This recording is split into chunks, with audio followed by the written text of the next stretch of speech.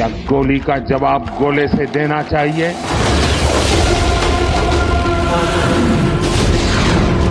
ईंट का जवाब पत्थर से देना चाहिए?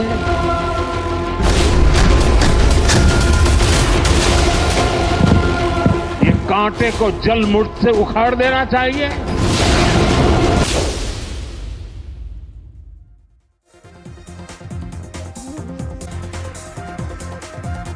Ladies and gentlemen, a very good evening. You're watching the News Night and I'm Deepti Sachdeva. As India powers towards becoming the world's fourth largest economy, remember Pakistan today is in a crisis. We all know why. Because Pakistan, as expected, is pleading for talks. But what is Narendra Modi's message? That message is firm, it is loud, it is clear. It is unequivocal. That absolutely no dialogue without action on terror. And there is going to be no compromise on POK. POK is Pakistan-occupied Jammu and Kashmir. Behind Pakistan's softer tone now is a storm. Do you know what? There is joblessness, the youth there on the streets, they don't know what to do. There is soaring debt, and not to forget the rising terror. There are separatists, there is a lot of unrest, and a military that is still pulling the strings. Remember, he himself has got himself promoted to the field marshal. We are talking of the army chief there.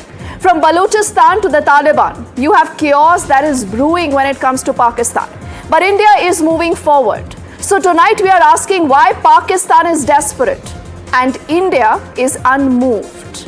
Why does Pakistan exist? That is a question the Prime Minister is asking. And that is Narendra Modi's moral missile, to which Pakistan has no answers. The world is watching. We are deep diving into that subject. Let me quickly say good evening to a panel of guests joining us. We have Ashok Sajjanhar, who's a former diplomat on the show. We have Lieutenant General KJS Dhillon, who's a former GOC of the 15 Corps.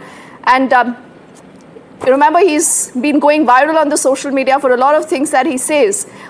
So thank you also, sir, for your time. And always a pleasure also to have Sushant Sareen, who's a strategic affairs expert and a senior fellow at the ORF. With your permission, gentlemen, let's also fire our straight questions. These are questions that will shape the larger conversation tonight. And it's an issue that many would say that India is getting obsessed with Pakistan because time has now come to find a solution to the problem that is called Pakistan. It is now or never. Does Pakistan exist solely and solely to harm India? Like you've heard the Prime Minister say, that Pakistan has no agenda. The only agenda is anti-India. Keep talking about Kashmir, keep ratcheting up tension because they have absolutely nothing else to do. This brings us to our second straight question now that's going to go up on your screens. And that reads that as India rises, ladies and gentlemen, Pakistan today is stuck. And it is stuck badly because this is a spiral of debt, there is decline, there is terrorism, there is unrest, there is strife. No one knows who's calling the shots in Pakistan. This brings us to our third straight question. That's an equally important question because you have this unrest, you have joblessness, and you have the Taliban heat, the same Taliban that Pakistan has created, mind you. So can Pakistan even afford any kind of fight with India? The answer, like they say, is blowing in the winds. Will Pakistan relinquish terror? That is our fourth straight question. And I think, again, not just the gentlemen on the panel, but all of you watching the show also know the answer to that question. This brings us to our fifth and the final straight question that we'll take across to our panel of guests. Is Pakistan even ready to talk on POK? India has said, POK is ours, we will take it back. Is Pakistan ready for that conversation? Or it doesn't want to have that conversation at all? Let's begin by taking that first question to KJS Dhillon. General Saab, what do you think Pakistan really today can do? There is, only that much that Pakistan can do. It has made noise. It has given you that nuclear blackmail, something that has been responded to effectively by the Prime Minister, by the Raksha Mantri. And now this is a Pakistan desperate for talks. They say, baat karte hain. Good evening and good evening to my fellow panelists and your viewers. See, Pakistan, after Operation Sindoor, the limited doubt it had about its own capabilities also lies exposed now. See, fighting a war is not an easy option, not a cheaper option. It's a very difficult option and it's a very expensive option. And we know the economy of Pakistan, the way it is. We know the politics of Pakistan, and we know the diplomatic standing of Pakistan. And military, lesser said the better. Now, this 3 days or 4 days of conflict has exposed Pakistan's military to an extent where, being a nuclear state, they could not withstand. That is on third morning, that is on 10th morning, third day of the conflict, their air force and air defense was down. And we could hit their air bases at will with precision weapons. Our missiles, our projectiles could not be intercepted at all. So that exposed the military might of Pakistan, the imported weapons of Turkey and China, Correct. vis-a-vis India weapons, Indian JV weapons, and Russian weapons. So that is where Pakistan has been told by the West, no more, muh pe kalik potna. The weapon industry is a very big industry in the world. Now with Russian and Indian weapons getting a might and a projection of might which they showed, all the orders are going to come to this part of the world. So now they don't want any more conflict in this areas, and lest they expose these weapons more. So that is where Pakistan, because of internal politics, internal economic downtrend, as also the pressure from the West, is now talking the same language which it has been talking for the last 50 years. Absolutely. That we want to discuss peace, we want to discuss everything, we want to discuss trade, and we also want to discuss the main thing, which is Kashmir. Now, this is not acceptable to us. Yes. I think that's a good point, and I'm glad that you've spoken about the last many years, because what our team has also done, Ashok Sajjanar, before I come to you and Sushant, is also to play out these graphics, because these are details that will tell you what has India done versus what Pakistan decided to do right from 71 to 2007. Now see, in 71, you have India that returns 93,000 prisoners of war. What does Pakistan do? It refuses to return only just 54 Indian soldiers. So this is the tale of what Pakistan is capable of doing. Utter betrayal. This brings us to a second point, again, that's on your screens. Remember Atal Bihari Vajpayee? He took that bus ride from Lahore. And what happened in retaliation? You had Pakistan troops that infiltrate the LOC, and this triggered the Kargil war. We all know what happened to Pakistan even then. And let's not forget, 26/11, the Mumbai terror attack. In 2007, we all know that there were those back channel conversations that happened between India and Pakistan. Again, this is because Pakistan wanted to talk. It came begging for talks. And look at the response of Pakistan. 175 people lose their lives in 26/11, the Mumbai terror attacks that happened in 2008. So Ashok Sajjanar sir, because you've been a former diplomat, when you look at a thing like this, military, we are responding to Pakistan effectively. But diplomatically, is there more that can be done? And today when Pakistan is even wanting to have a conversation or talks, can we even trust Pakistan at all? Or you believe the line that the Prime Minister has drawn is that we'll talk to you, but on terror and on POK is actually the best response? Yeah, thank you very much, Deepti, for having me on the show. Yes, you're very right. I think as far as Pakistan is concerned, it makes tall promises. It never fulfills them. The challenge as far as Pakistan is concerned, it never walks the talk.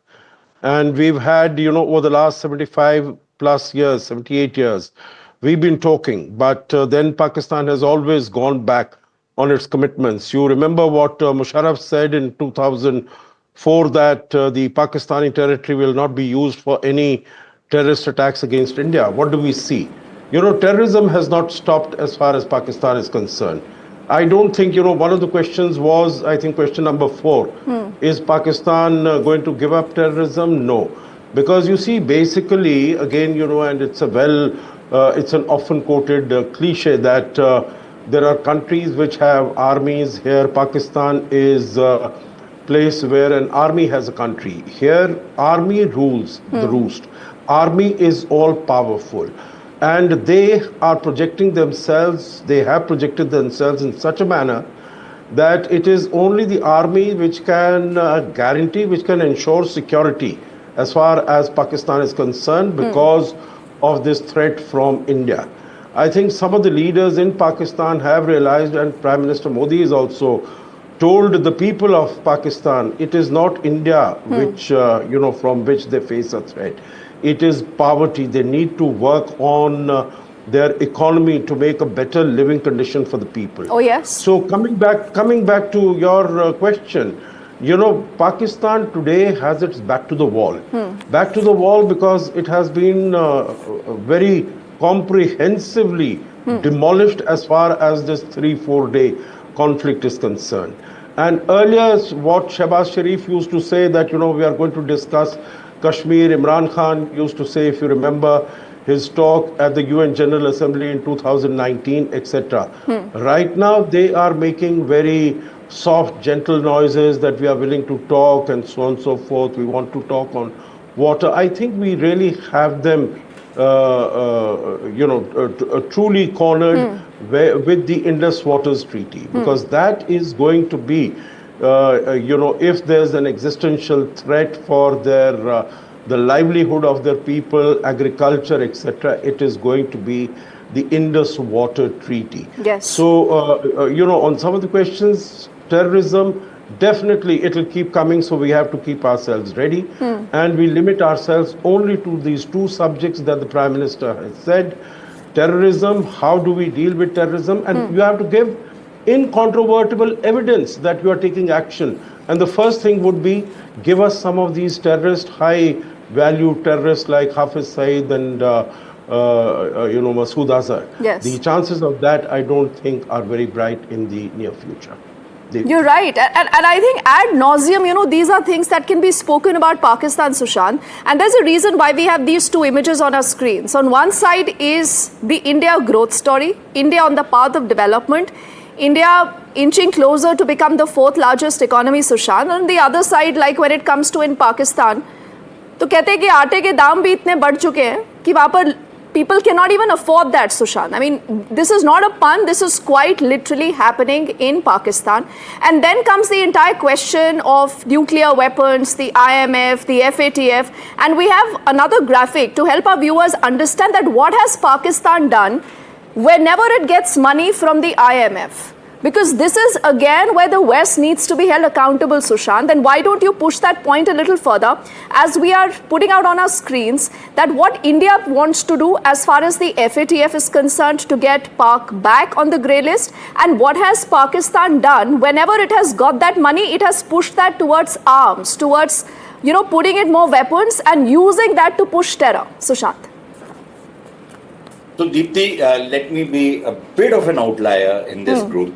Because look, I am one of those who feels that there was an old Star Trek quote: "You fool me once, shame on you. You fool me twice, shame on me." Pakistan has fooled us innumerable times and continues to do it. So let's not get fooled by the fact that they're desperate for talks.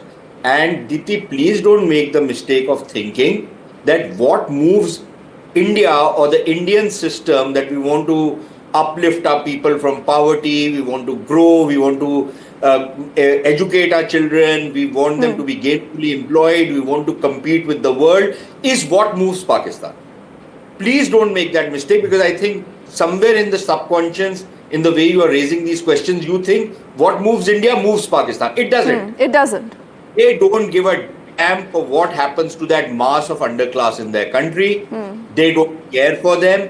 It is what the Pakistanis themselves call an elite capture, that there are these bunch of elites who run the show. It includes, of course, the army, but include people who are the elite, and they don't care a damn what happens to the people at the lower end of the scale, which is a reality. So they have different priority.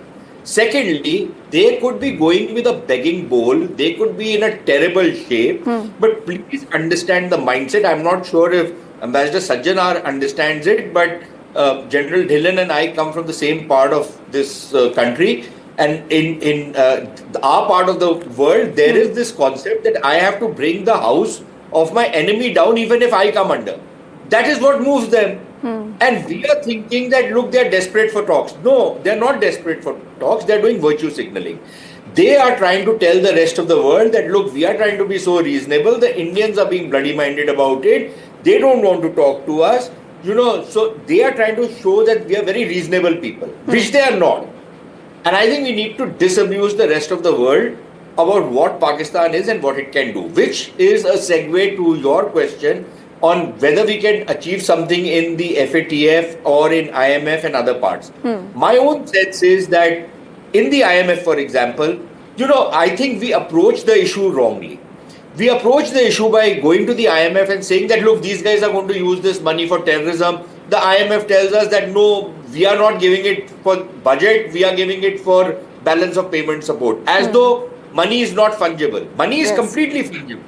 You might be giving it for balance of support, payment support, but they are using it for terrorism, right?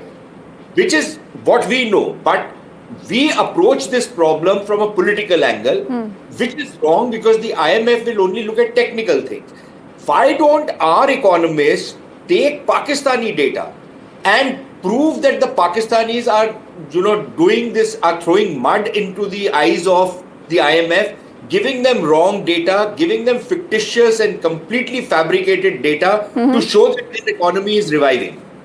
Why doesn't our economists do a forensic analysis of their accounts and show that all the data which they have presented to the world right now is utter fraud that they are pulling on the world?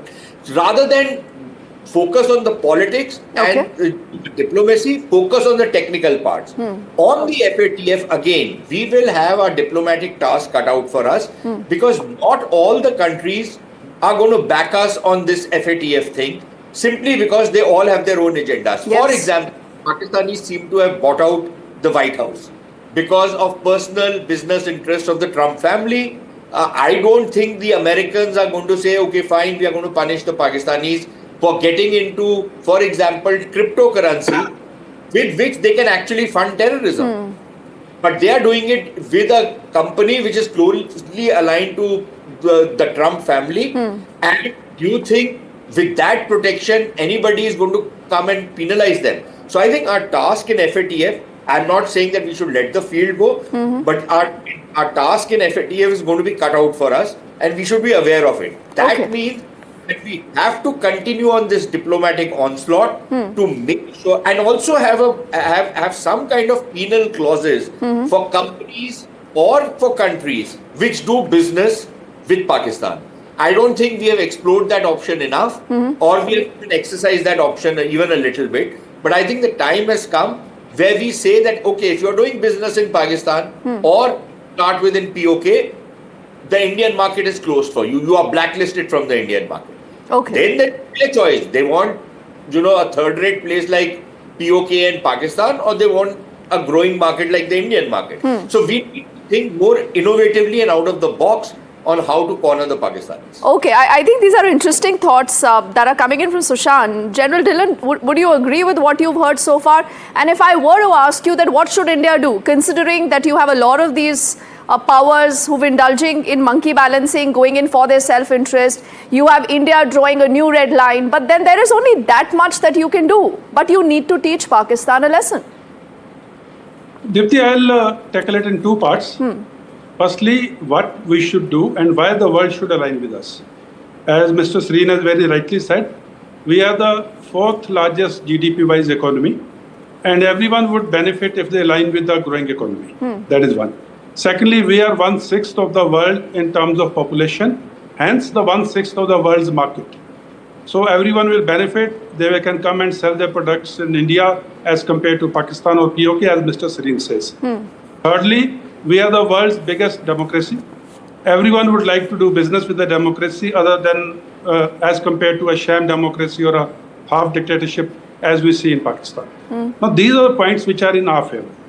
Now, let me tell you why the world will not give up on Pakistan or why the world will not spank Pakistan.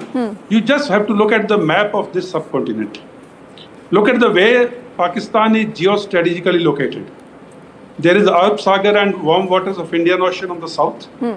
There is a Strait of Hormuz and complete Gulf oil and complete West Asia onto the southwest. There is complete Shia country which is not very friendly with the USA, Iran onto its west and northwest. Then there is a business still to be completed on terrorism, Afghanistan to the north. And a very important region, Central Asian region further up north. access to which from Arabian Sea is very important. And then you have India, which is a mighty country, which will not give you bases, which has a very dynamic and diversified democracy, which will not align with you and which will not listen to your dictatorship but your dictatic terms. And then you have China in the region.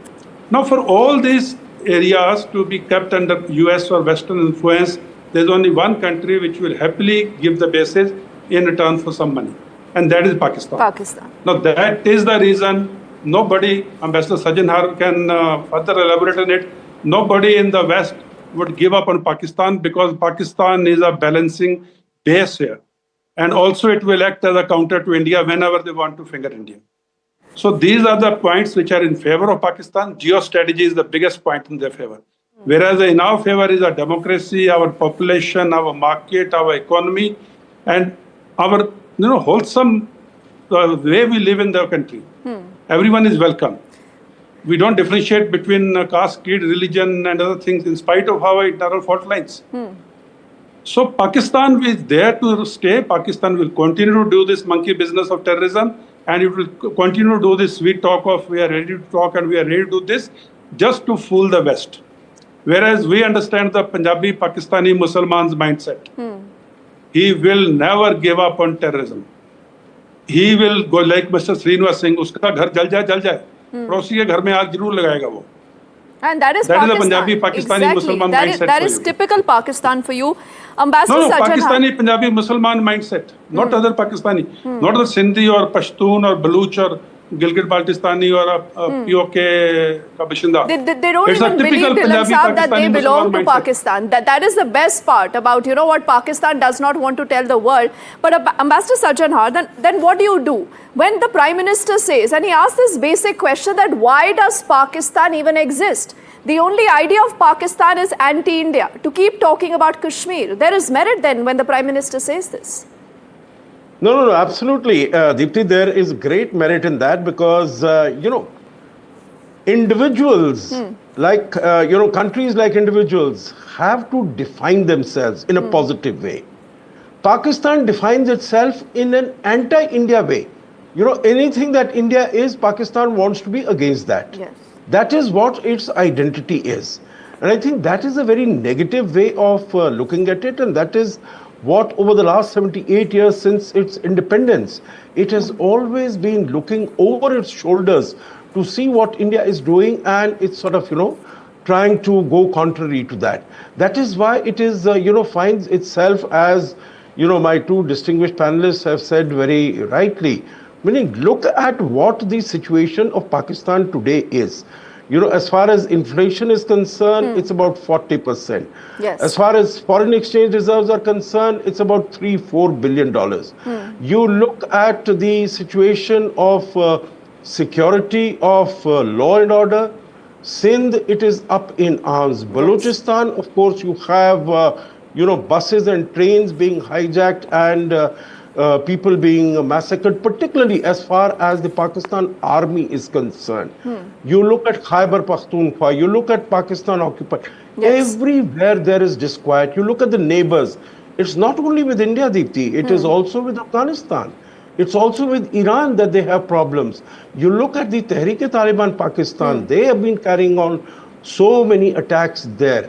And, across the country, Yes. there is disquiet. Only to meet the ego and the self-interest of one individual and one institution, that is the army. That's the That army, is all. yes. That is all that it survives for. Yes, That is Ambassador all Saab, that it I'm works for. completely out of time. I just want to give the last 5 seconds, if possible, to Sushant. 5 seconds, Sushant. What do And you have want to me speak say? about Pakistan. There's nothing I can say in 5 seconds. I am not known for my brevity. So Okay. Okay, but we've touched a lot of interesting issues. Balochistan, the Sindh province, and the GHQ Rawalpindi. So I'm sure when it comes to Pakistan, there is so much to speak about, and that is why Newsnight has kept its continuous focus, ladies and gentlemen, on that issue. I'm thanking all three extinguished guests for joining us right now for their time as we quickly get a Newsnight's parting shot now.